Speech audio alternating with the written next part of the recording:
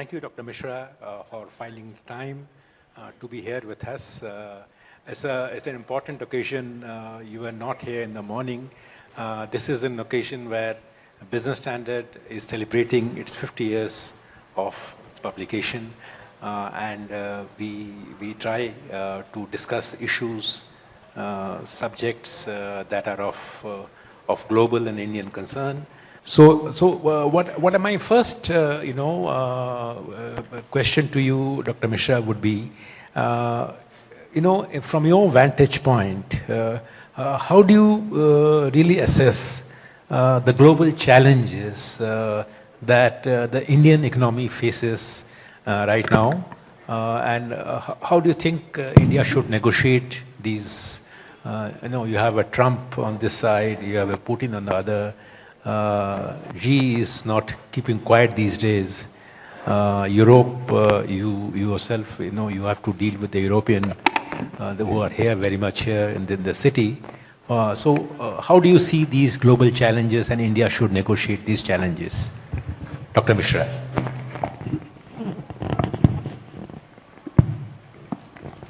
Thank you. You can hear? Thank you, Mr. Bhattacharya.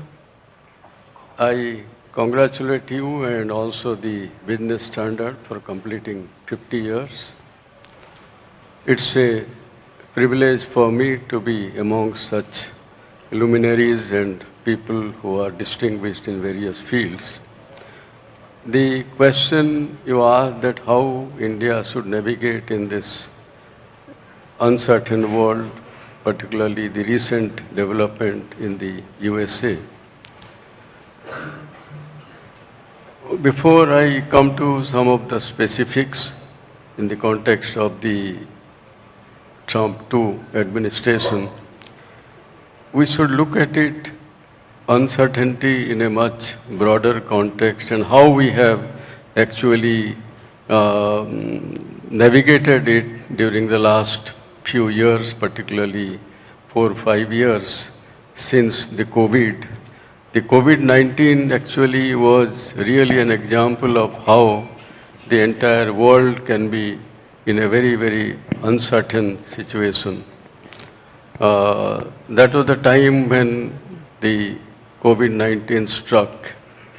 It was very unusual in the sense that the entire world was in turmoil. All were affected.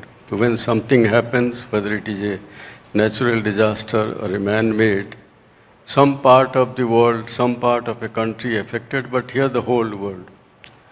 We didn't understand also in the beginning the nature of the pandemic, how it will emerge, how it will affect and all that. But we did navigate that turmoil. I'll tell you some steps which we took. Within a few months, I think, there was this Ukraine issue that raised another level of uncertainty. The supply chain was disrupted. So like this, we have been, and also, of course, it is not merely COVID-19, but the geopolitical issue, whether it is Ukraine, whether it is the West Asia. Even in this context also, one can talk about the energy transition, which is creating many issues for the developing countries. So with all these, it is actually a more uncertain world. Earlier, we were talking about the Sustainable Development Goal, and it was framed when the world was less uncertain.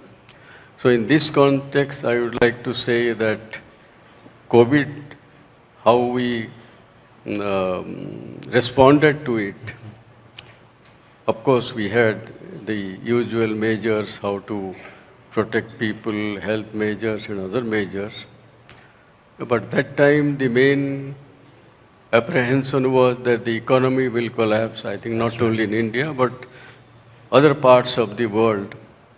I'll give only a small an example that many countries took measures such as giving stimulus packages, Many experts suggested India being a developing country, people will need more stimulus packages.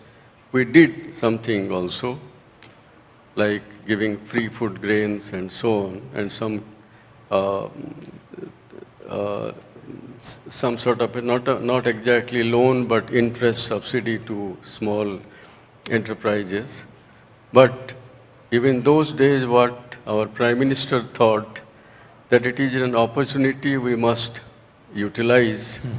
We introduced reform measures, several reform measures in those days. If you can see how for about a week, every day, the finance minister announced some of the reforms, which was well considered. There were three packages. Sorry? There were three packages. Three packages. Yeah. And even many, of course, I'll not go into the detail, but most importantly, even the sectors such as space and atomic energy also were opened up. And space, as you know now, there is significant private participation. Then also other things like opening up, then we encourage FDI, some measures were taken.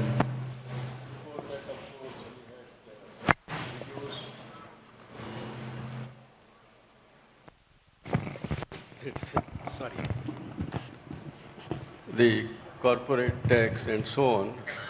So we could withstand not only the COVID-19 but the geopolitical crisis. So we are quite confident and well equipped to face that. And of course there is protectionism, nationalism in many states, and the old, for 2 decades, everybody talked about the Washington consensus, which was actually the motto that now. Now, of course, that is dead, actually. Possibly, very recently, it is what one can call the Washington non-consensus. So I am sure that many measures we can take. Now, of course, coming to the Trump development and announcement of tariff and many other measures. For example, the reciprocal tariff. Of course, till now, not many people are clear what exactly, how it will be operated, reciprocal tariff. Even the other day, some senior ministers from UK were there. There also we discussed some of these. But the recent visit of our Prime Minister to USA and the way he handled the meetings and the joint statement, and also the agreement that it has been agreed that we will negotiate a mini trade deal. Yeah. So all these, I think, we will be able to respond effectively to the uncertain situation. Sure. I think this is assuring to hear that there would be ways that would be found to tackle these challenges. Is that question about protectionism? There's also a question of the reciprocal tariffs, both in the US as well as the general fear is that this world will see tariff walls being created in all the major markets. Now, and you know, as I don't need to tell you this, that if trade growth does not take place the way it has taken place so far, with India's trade to GDP ratio also falling, will economic growth also be a challenge? And how do you think we should really negotiate that challenge? Actually, this issue of protectionism and states, I think earlier, as I said, Washington consensus and this multilateral agreements, all those have been challenged not only now but also for quite some time, particularly after the Ukraine and West Asia crisis. There is a move now towards bilateral agreements. Yeah. multilateral agreements, and also the supply chain which was disrupted. Because earlier the thinking was that uh, international trade will benefit all the parties. People will manufacture in which they have a comparative advantage. Somebody can manufacture some X commodity, somebody Y, they will, all those things. So that's how the trade and all these agreements could be useful. But now things have changed, though it will be a very suboptimal or second best at best solution. But all these agreements, like we signed FTA some time ago with Australia, UAE, EFTA, and so on, now also we are negotiating. But if you permit me, I would like to analyze all these things in a, very briefly, of course, in a Yes. much at a conceptual level, because Yeah. when we talk about policy, we can talk about whether it is trade agreement, we can talk about how to respond to, say, threats of tariff and so on, or the supply chain disruption, or the um, energy transition, where the developing country will have a trade-off between growth and climate change. Because when we talk about, very often we talk about uncertainty, but before we design a policy, we should try to analyze what exactly it is, because there has been risks for a long time. So in the economic literature, there is a distinction between risk and uncertainty. Because a situation, the risk is something in which case you can estimate the probability of an event which will affect your outcome. Whereas in case of uncertainty, you cannot estimate the probability, because suddenly something will happen. So whether it is the economic agent or a businessman or a government, the whole approach to planning, whole approach to policy has to be different.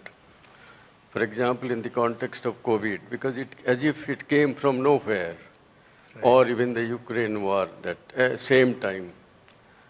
Earlier, in the context of disaster management, they will look at the past trend, try to project what is the probability of different scenarios.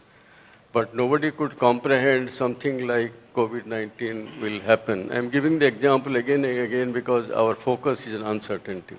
It was a very uncertain situation. So now the approach to an uncertain situation has to be different from an approach to risk.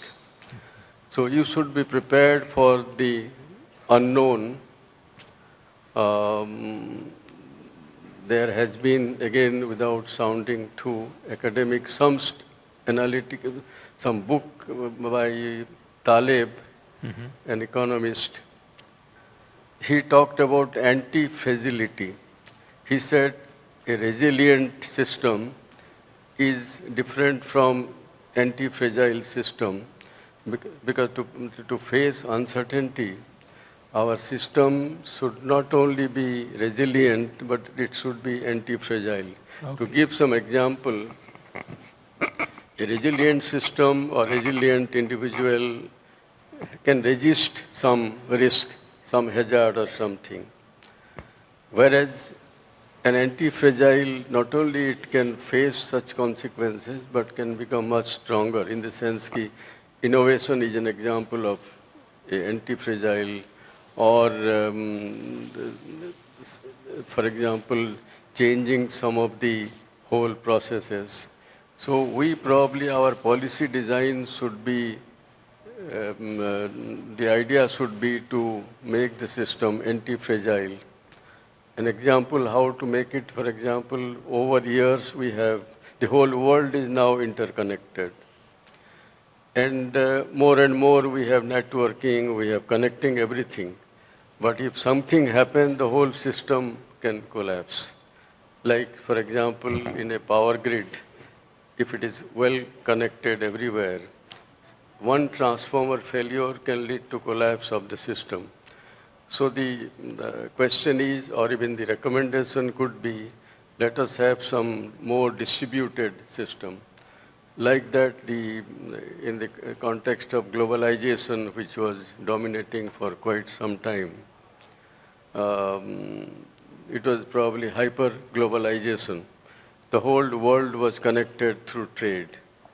The supply chain was also globalized.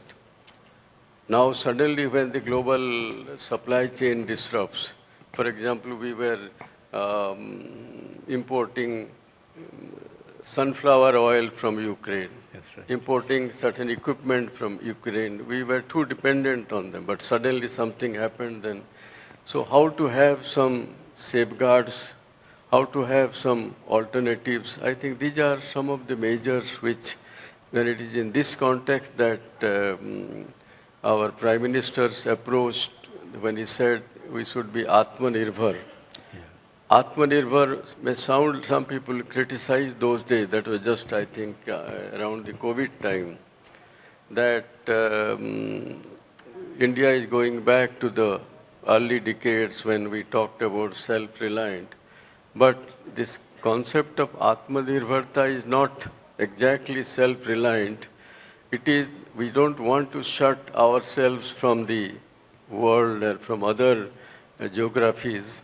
We need to be prepared. If there is a disruption in supply chain, we are able to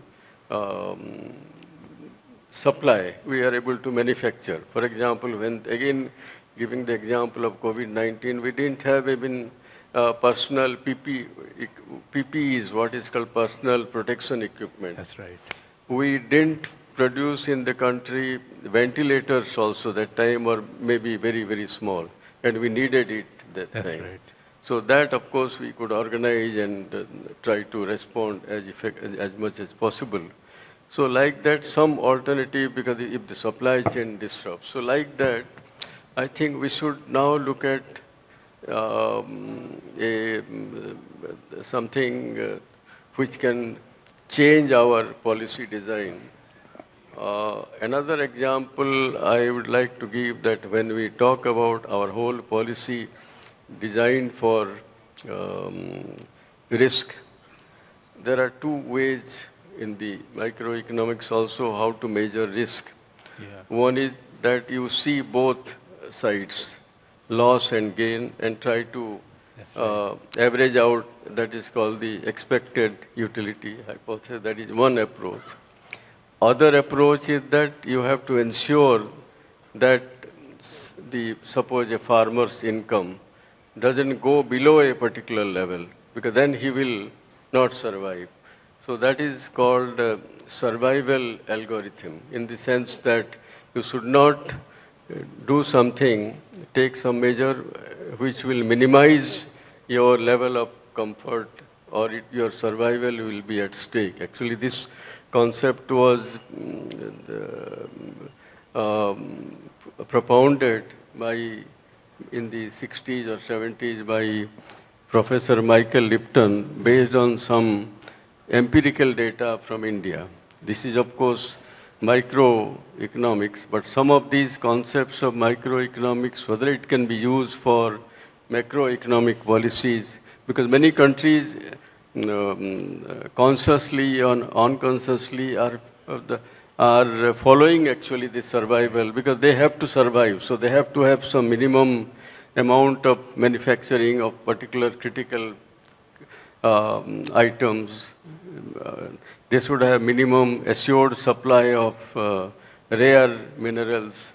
So all these things, I think that's how, what I was trying to say earlier, that all the measures, whether it is tariff, whether it is trade, our policies should look at these conceptual aspects and have a framework in mind, not just because somebody suggested do something else.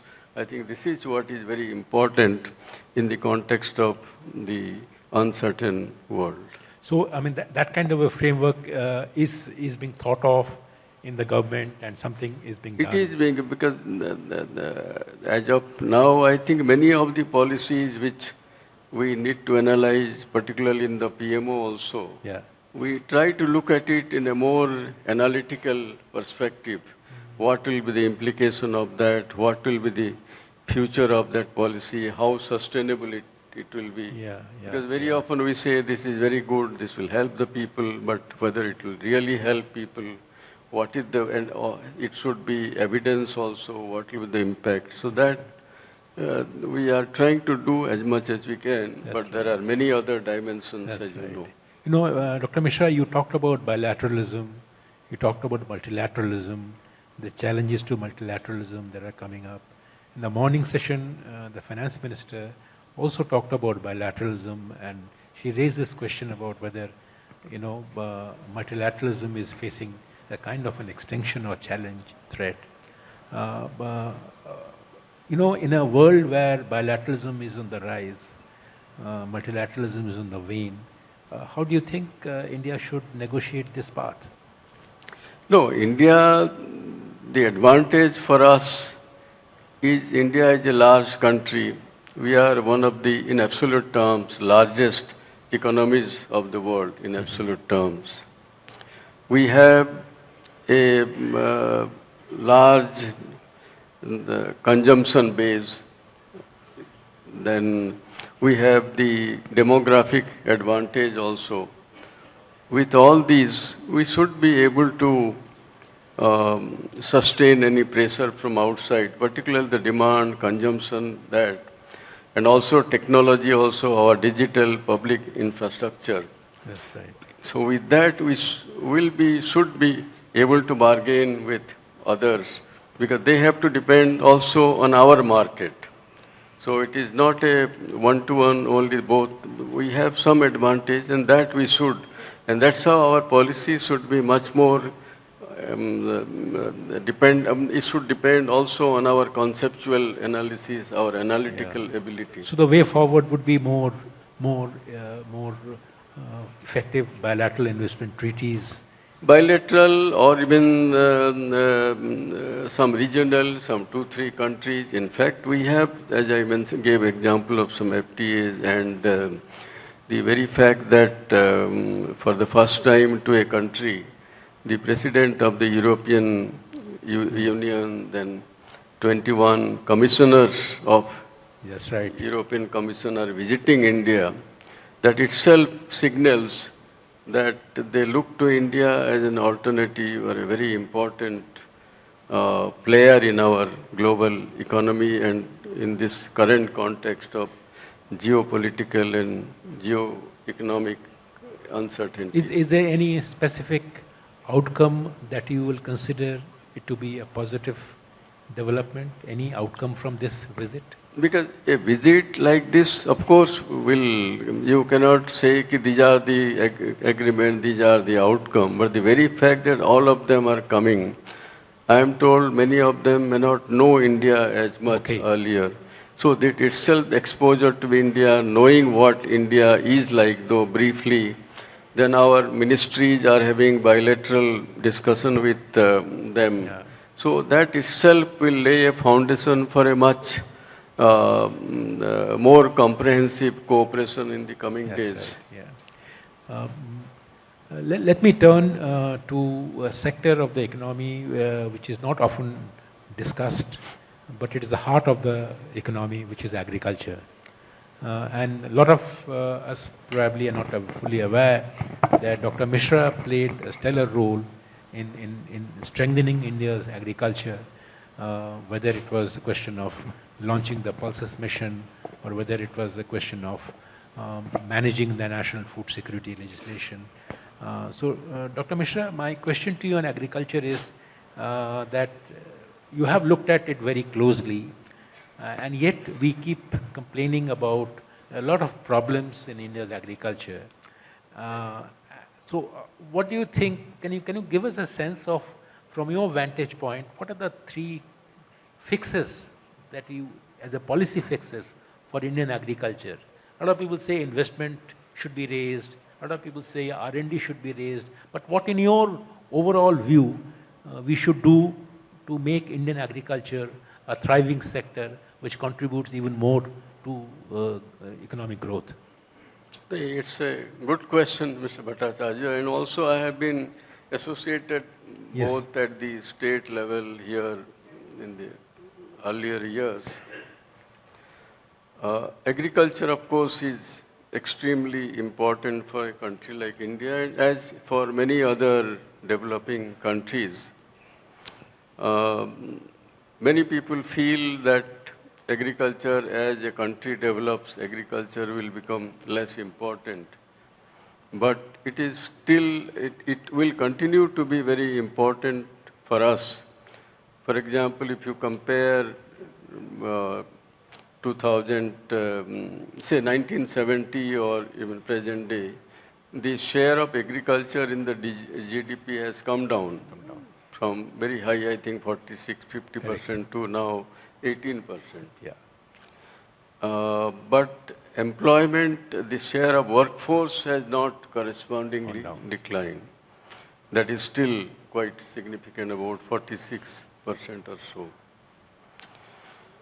One projection for 2050 says that even in 2050, that time the share of agriculture will be about 7% in the GDP, but still 27% workers will depend on agriculture. So this is one issue. But we cannot say that nothing has been done in agriculture over the few decades, and last 2-3 decades, and even last decade. Lot of things has been done. For example, food grain, when we were depending on external assistance, now we export. And in our export also, agriculture export is a very, very important part of that. And when we talk about agriculture, from my days in the district and state, we talk about increasing production, providing good quality seed, fertilizer, and all that agricultural productivity.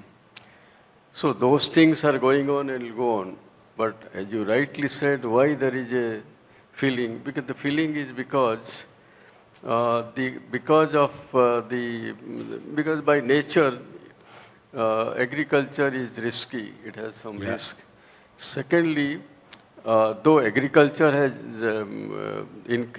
developed in absolute terms, I was looking at some figure between, say, 1970, 71 and 2003-4. The average rate of growth was 3%. That's right. Then after that, 2003-4 to 13-14, it was about 3.5%. But after 2014-15 until last year, it was about 4.1%. So rate has increased. And of course, the last few years, 7 years, it is about 5% or so. But one thing one needs to take note of, that out of this 5% overall rate of growth, horticulture is about 7-8%, something like that. Not exact figure, I cannot give, but fisheries also. So the point and the dairy sector also.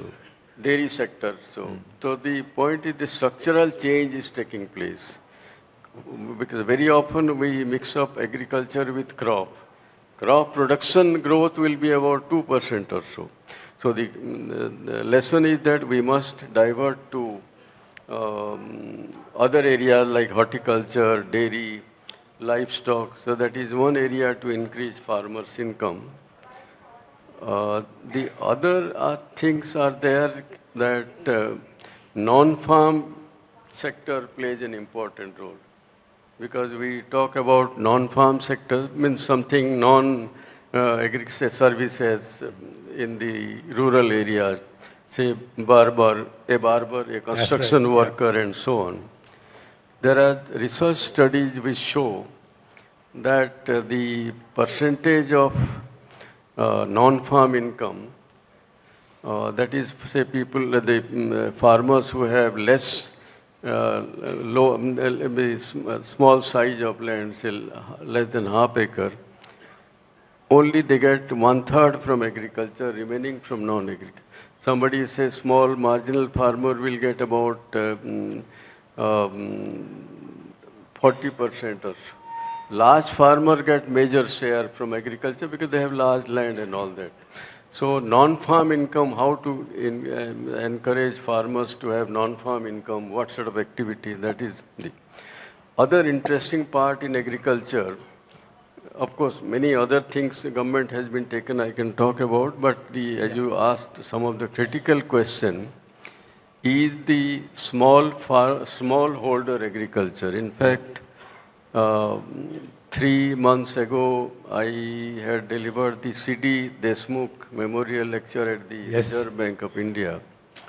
The title was Smallholder Agriculture in the 21st Century. That is because smallholders will continue to dominate our agricultural scene. As I mentioned that there were about 70% smallholders, say in 70s or 80s. Now there are 88% are smallholder. The average holding is 1 hectare. That's right. Or even less. So how to make them more, how to increase their income? The land holdings. The other point I would like to mention, it is not peculiar to India.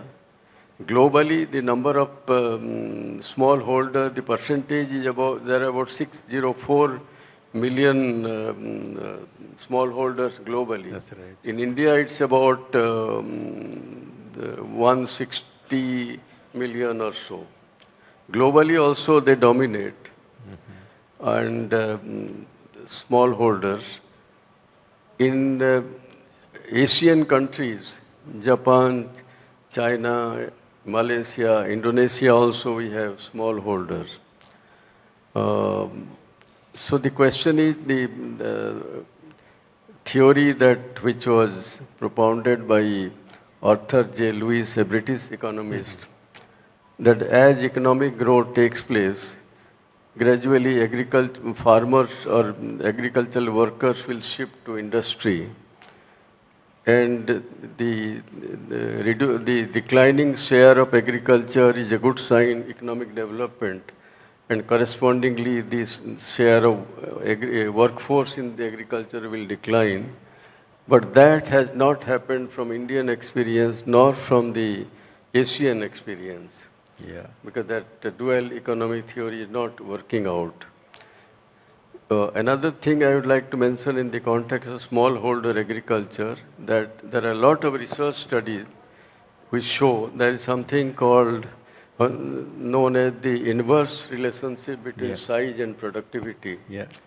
The small farmers are more productive, more efficient in terms of output per individual, per head, or output per acre. There are, of course, why that has happened. This has been done since 70s, 80s, starting from Amartya Sen, Khusro, and many people. So the question is, if in the even next few decades we'll have large number of smallholders, if they are more productive, then where is the problem? Yes, of course, this was also one rationale for land reform, which didn't succeed. That's right. So we have to live with small holders, small farmers, and we have to do something. Many things have been done. The future, what can be that we can have more technology, we can have more non-farm income, crop diversification, some of these. So these are, I think, this is how the agriculture policy, and that last budget also some of the measures suggested aimed at small. Yes, that's right. The focus on small farming also. Let us turn to some sectoral issues. There is this view that Indian industry is not investing. And there is also this view that maybe the launch of the production-linked incentive scheme has made limited impact on getting investment on the ground. How do you look at both these issues of why Indian industry is not investing enough? And second, is the production-linked incentive scheme is the right response, and how it can be tweaked or made better, or maybe something else, maybe a fiscal incentive could be thought of? What are your views on both these issues? The second question for the production linked incentive, the PLI is Yeah. So Amitabh Kant, I can see him there. So it was introduced during the slightly, I think a few months before COVID That's time right. and Yeah. that. Yeah. The whole idea is very often it is mixed up with some industrial incentive because it is not exactly. Okay. The whole idea was to encourage the entrepreneurs to start manufacturing in India of commodities which we don't have here, or some emerging technology like AC batteries, solar cells and panels, also and something like not textile, because textile we have been doing for ages, technical textile. That's right.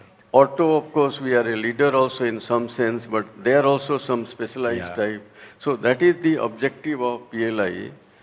And I don't think it has, I think, done well. There is a lot of investment, revenue, but any such thing will take some time. There is a time lag to assess the impact. The first question which you said that about why private sector investment, of course, Mr. Kotak can tell much more, but the point is so many measures, some important measures have been taken, like in, I think, 2019, reducing corporate tax. Yeah, manufacturing sector came down to 15%. That is for new manufacturing. Yeah. Then public investment, which has been increased, say about 6-7 years ago, about 3 lakh crore to now 11 lakh crore. Then, of course, the recent budget to encourage consumption. So I think, and also the ease of doing business, discontinuing many of the compliances. An estimate says about 40,000 compliances, both state and center together. So I think within a short time, the impact will be felt. Okay. So that. Okay. Let me turn to another critical issue, which is about investment not only within the country, but also from outside the country. Foreign investment is, if you look at the net FDI, it is actually slowing rapidly. Now, there's a theory that the states, an investor looks at a state and invests in India. So he doesn't invest in India as such. So is there a way to look at attracting investment into this country through the prism of states, and by collaborating with the states in a manner that the entire idea of increasing investment into the country is achieved, that goal is achieved? In a sense, how can you have more foreign investment in collaboration with the states? Is there something being thought about in terms of a policy approach changing? A lot of things are thought about, and you are right that ultimately much of this will depend on what the states are doing. And India is a very large country with a federal structure. State have also access to many of the natural resources. So Government of India has been working hard with the states. For example, they have been encouraged to reduce compliances, expedite various types of clearances. States have been encouraged to invest also, that loan grant is 50-year loan, which is more like a grant, is being given. Then there is a lot of interaction between center and states. The chief ministers interact with the prime minister. Even during COVID, you can see that there were 20-30 meetings of these chief ministers taken by the prime minister, chief secretaries. Even the Niti Aayog governing council, there are also a lot of chief ministers give their, present their best practices. So like this, lot of interaction is taking place. In a federal structure, of course, we have to encourage the states. And many of the schemes and other, the reform also has been linked to some of these. That's right. So I'm sure things are improving and will improve further. Coming to the civil services reform, I remember when you joined the PMO in 2014, the Prime Minister did talk about a lot of civil service reforms, and he even started holding meetings with senior secretaries to the Government of India. Can you give us a quick, short update on what is the state of civil services reform in our country from your vantage point? The last 10 years, a lot of reforms have taken place, and that is also our focus. For example, many ministries, they have been streamlined. Starting from those early days, 14, 15, the whole system of personnel management, particularly at the senior level, that has been transformed like anything. Never happened in the past since independence, like choosing senior officers at the level of joint secretary and additional secretary. The process of empanelment, which couldn't have been, has been changed so much. There is more emphasis on competence, more emphasis on integrity. So the capacity building is taken care of. That is the choosing them as they are, because earlier it was based on the annual assessment report, which of course over time has become less relevant because of the some of the judicial pronouncement in the past. So there is something called 360-degree assessment, multi-sectoral feedback from people, and of course the capacity building, the Karmyogi mission, now the capacity building commission, and IGOT is a platform where they have to continuously, they can upgrade their skill. So IGOT platform. So these are all very far-reaching and historical initiatives, and that has already shown its impact among the bureaucracy. But one question which has come up is that the structure of the Prime Minister's Secretariat. How do you see that Secretariat? Is it being restructured, or is it remaining? Because we had the announcement of a senior colleague of yours joining you. How do you see this structure evolving, and how will it really pan out? Though the structure, the Prime Minister's office, the structure of course has evolved over the decades and all, but this time there is no change, last 10 years in the sense, and for example, when the Prime Minister became 14, that time two senior most officers used to be there. After that, 19 also, two were there. Now also, so that it is a routine. So it is a continuation, you are saying? It is a continuation. There is no change at all. Okay, we are coming to the end of our discussion, Dr. Mishra. But I cannot resist asking you this question, which is it's a personal question. There have been occasions where I have got calls from you on a Sunday and from your office. And I have asked your officers, and they have told me that you work on 7 days of the week. Tell us this, how do you manage to work for 7 days of the week at a time when this country has a debate over should be 80 hours a week or 40 hours a week? And how do you unwind? So I'm putting all the three questions together. How do I advise? Unwind. Unwind. In a sense, how do you relax? Because you're working all the time. Your intelligence seems to be quite good. Of course, there is no secret about it. I do come to office all the 7 days, but not because I have been asked to do or anything, but because the weekdays, including the Saturday, there are so many meetings and so many demands on your time. So some of those the papers which requires your full attention, I try to complete so that nothing remains when the week starts. And unwinding, I am Uh, I, because it depends on the person. If you feel that the work is not a strain on you, you don't feel any pressure. So I think I have never felt, whether during the weekdays or so, I am too hard pressed, too tired or anything. On that day, there is something to unwind.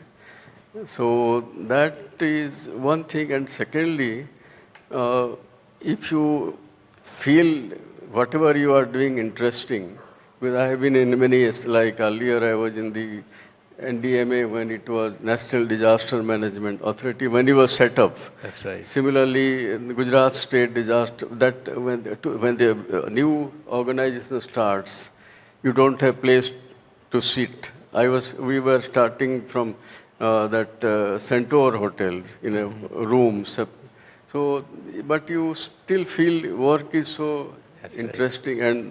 And one more, because when I started my career in Gujarat, the first posting was a place you may not have heard of called Tharad. It is on the Pakistan border. It was a village I'm talking about 50 years ago, village those days. No town within 80 kilometers, but it was a subdivision. Those days there were no substations. So from sometimes Sambalpur, you went to Thorat. I first for training went to Surat, the best place in Gujarat, Okay. one of the better place, Okay. and very good people, good food and all. And Mr. Uday Kotak should be knowing that Surat nu Jaman and Kasi nu Maran means Surat is the best place to eat and Kasi is the best place to die. So I started from there, but first posting, regular posting was Tharad. Okay. And there will be no electricity for a week or 10 days. Oh, God. Power fails, so you have to be. But I didn't have any problem because at home I started from a small place, and that time I think right up to intermediate we didn't have access to electricity. Okay. Then in this case, this was also desert area. During the summer, there will be dust storm. Okay. So when you go to a village, you have normally the sandy area. The road will not be there. The jeep, the tire mark will be there. When you come back, you follow that. But if there is a dust storm in between, you lose your. So that time, even office room also, during summer, there will be some dust storm or some heat, wind. You don't have the fan, but if you can't close the window also, because if you close the window, it will be unbearable. So you open it, and so I never felt that I am in very disadvantaged position. In fact, one senior officer once asked, I can help you to come to a better place. I said, I am quite comfortable. But then, of course, after some time, I was taken to Palanpur. So that, I think it is the mindset or your attitude and mental, that's how you can. Okay. Thank you, Dr. Mishra, for being so kind and so helpful, gracious. There are so many things that you said, but I felt that real takeaway was that work is something that you must enjoy, and it's a lesson for all youngsters, the new generation. Thank you, Dr. Mishra, once again. Thank you, all of you. Thank you. Thank you.